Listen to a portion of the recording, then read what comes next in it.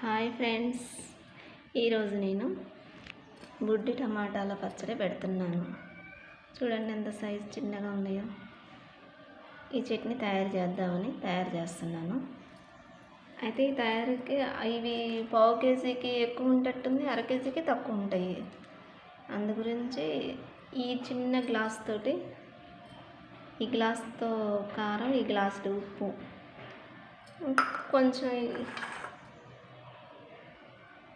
నిమ్మకాయ సైజ్ అంతా చింతపండు వేస్తున్నా. కొంచెం ఆవాలు మెంతులు పొడి కొంచెం ఒక స్పూన్ వేస్తా. అయితే ఈ టమాటాలని ఎండబెట్టుకోకుండా డైరెక్ట్ మిక్సీ వేసి, ఇవన్నీ మిక్సీలో వేసి ఫస్ట్ టమాటాలను వేసి, ఈ టమాటాలన్నీ దాంట్లోకి వేసి మిక్సీ జారీలోకి వేసి తర్వాత కారం,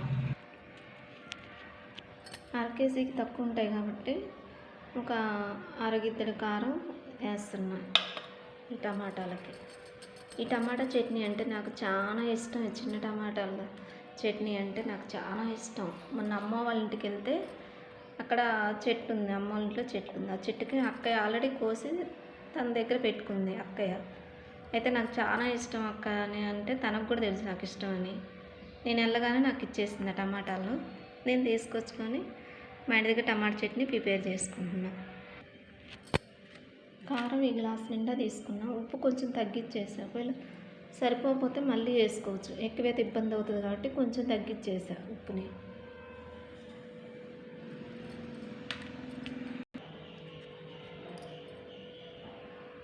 ఆవాలు మెంతుల పొడి ఒక స్పూన్ వేసుకుంటున్నా.